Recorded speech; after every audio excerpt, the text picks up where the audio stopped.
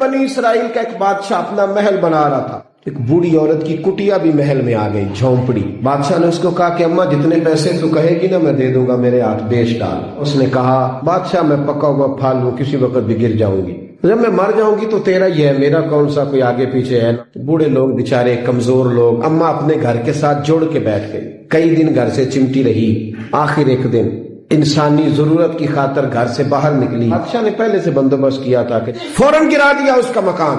अम्मा चंद घंटों के बाद आई।